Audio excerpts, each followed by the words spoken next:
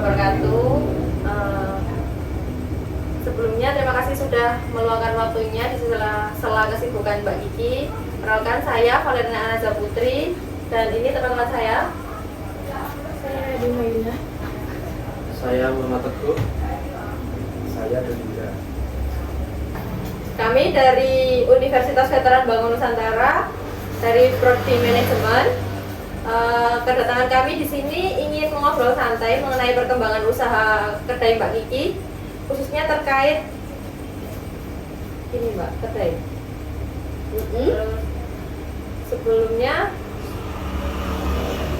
saya dapat informasi ini dari sosial media Mbaknya, dari TikTok. Oh ya. Baik, langsung saja ya Mbak. Boleh diceritakan dulu awal mula bisa terbuat kedai ini itu bagaimana? Oh ya, perkenalkan nama saya Kiki. Biasa dipanggil di sini itu Mami Kiki. Perkenalkan juga profil usaha saya itu tergolong usaha UMKM sesuai dengan kalian kan ya, maaf ya. Namanya Kedai Segaraga untuk keseluruhannya, tapi di sini tuh ada beberapa produk yang saya jual seperti matcha. Kebetulan di sini tuh saya spesialis matcha, bisa dibilang ya kalau istilahnya spesialis ya. Terkenalnya di sini tuh produknya matcha.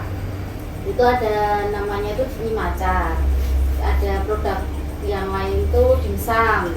Dimsum juga ada. Yang saya jual kebetulan di sini makanan dan minuman. Minumannya seperti yang dijual di kedai-kedai yang sekarang di mana-mana ada, kopi dan lain-lain. Terus untuk makanannya kita basicnya itu makanan ringan seperti dimsum, risol dan lain-lain. Kedai ini tuh berjalan kebetulan baru sekitar 7 bulan. Alhamdulillahnya tidak perlu waktu yang lama, kedai ini bisa dikenal banyak orang. Salah satunya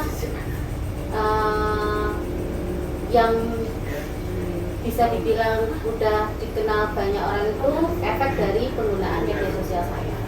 Saya kebetulan juga menggunakan TikTok. Seperti yang tadi Dinan bilang, kalau Dinan tahu saya dari media sosial kan. Nah, inilah dampaknya media sosial. Kalau boleh tahu mau wawancara apa aja, mau dimulai sekarang apa nanti? Ya, langsung saja ya Mbak ke pertanyaan pertama. Bagaimana Mbaknya menentukan baik buruk atau benar salah dalam mengambil keputusan bisnis pada usaha kedai ini? Ya, bagaimana saya menentukan baik buruknya Keputusan Mbaknya dalam mengelola bisnis ini? baik buruknya itu kan ditentukannya itu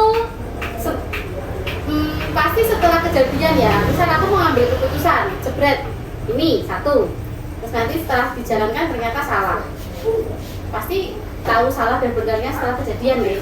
Nah, sebelum ke situ aku biasanya tuh menentukan tuh biasanya dilihat dari resiko, terus bisa dibilang sehari-harinya, ke sikon,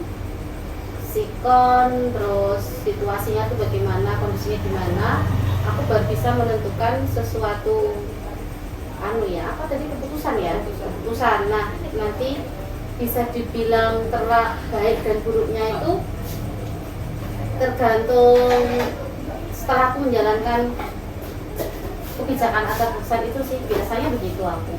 Jadi kalau ditanya apa yang menentukan, situasi, kondisi, sama yang paling penting itu resikonya.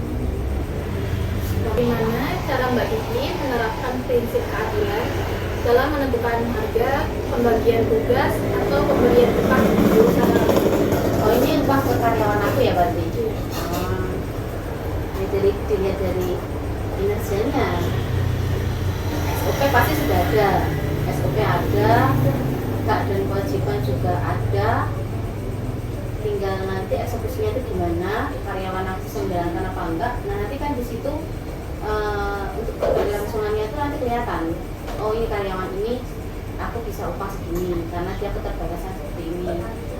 Karyawan yang satunya sekian dengan kelebihan dan kekurangannya juga seperti ini. Jadi misal saat ini karyawan 1 saya gaji sekian, saya kasih SOP ini gajimu segini ya. Kalau misal ada SOP yang dilanggar nggak bisa nerima gaji full. Jadi kalau itu ya ada SOP-nya tergantung kinerja karyawan gitu ya. Bagaimana Mbak Kiki mengambil jalan tengah antara keinginan atau ambisi dengan resiko dalam mengambil keputusan-keputusan dalam bisnis ini? Itu sangat berat. Kalau aku pribadi orangnya ambisius sih. Jadi ya aku lebih condong ke ambisi. Ambisi bisa dibilang harus benar. Jadi lebih ke ini begini. Ini rakyat trennya begini. Betul. Jadi ambisi sih, ambisi banget. Kalau egois nggak egois, karena aku nggak punya persaingan. Karena ini bisnisku sendiri. Kalau ambisi iya. Kadang aku sampai nggak memikirkan resikonya sih. Jadi misal persaingan di luar sana tuh baru eranya bikin kopi matcha pakai sesuatu yang bahan matcha di mix sama strawberry misal gitu ya. Nah, wah karena lagi viral aku bikin itu.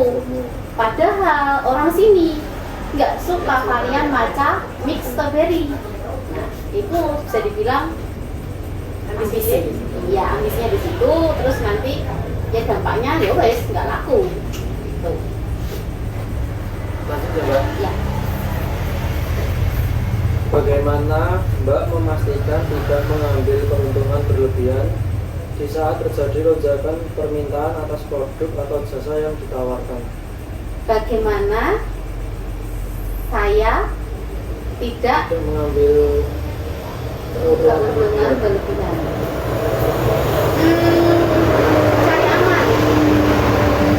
Cari aman sih, lebih cari aman dan enggak bukan karena FOMO terus kita ikut-ikutan harga standar di luar. Ya aku lebih ke standarku di kedai ini dan di lingkungan sini sih Mas. Aku melihatnya lingkungan sini sih, taraf belinya gimana, harganya tuh kira-kira masuk di kantong orang-orang sini apa enggak. Jadi kalau dilihat keuntungan itu tadi enggak melulu FOMO terus aku ikut naikin harga. Ya FOMO aku bisa buat produknya, tapi aku enggak FOMO harga juga sih. Kayak di sana 25, aku juga 25 tuh enggak. Aku keuntunganku standar menyesuaikan customerku di sini. Customerku di sini langganan. Paham enggak? Paham ya? Tidak over Betul. Karena aku biasanya tuh ngambil keuntungan tuh ini sharing sedikit. Biasanya enggak cuma satu produk aja. Jadi nek produk ini enggak untung, aku ambilin dari keuntungan produk yang lain. Jadi bisa nutup sih, soalnya kadang-kadang ini sudah terlalu mahal bahan bakuku, aku pengen cari enak, aku bikin bahan baku yang mahal, makanya nggak begitu untung, tapi kan aku dapat untung yang lain. Nah nanti ini produk yang bagus ini bisa jadi signaturnya di sini, produk andalannya di sini. Oke? Lanjut ya Mbak. Cara Mbak mengolah limbah sisa produksi atau operasi usaha itu bagaimana? Karena limbah nggak ada limbah di sini. Limbahnya tuh limbah plastik, tempat sampah, limbah cup plastik tempat sampah. Biasanya aku bakar sih, soalnya dan nggak dipakai lagi. Terus limbah kopi buat luluran, buat lulur, bagus itu. Nanti dipakai tuh limbah kopi diambil buat luluran. Barangkali bisa dipakai buat bahan kuliah. Ya, apalagi? Lanjut ya Mbak. Bagaimana cara usaha Mbak Kiki dalam melindungi keselamatan konsumen? Caraku melindungi keselamatan konsumen ya mesti genah bahanku, yang pasti itu bahan bakunya itu harus aman. pakai bahan yang sudah legal, pakai bahan yang ber-BPOM. Biasanya kalau makanan tuh BPOM-nya MD, cari yang aman, dijual di semua ada, otomatis kalau beredar di semua ada itu pasti kan legal, resmi itu. Terus keselamatannya ya itu sih, karena yang tak jual kan makanan sama minuman ya, aku tidak menjual jasa. Beda kalau aku menjual jasa, itu kan yang tak jual makanan ya. Kalau melindungi konsumen ya itu, saya memberikan makanan minuman yang sehat dan bersih, menjaga kebersihan. Bahan bakunya juga harus bagus, yang yang aman digunakan, tidak menggunakan bahan baku yang berbahaya dan mengandung zat-zat yang bisa merugikan tubuh kita, seperti itu. Ada lagi? Ya, untuk pertanyaan terakhir, bagaimana cara usaha Mbak Kiki menciptakan lingkungan kerja yang bebas dari diskriminasi? Susah-susah gampang ya.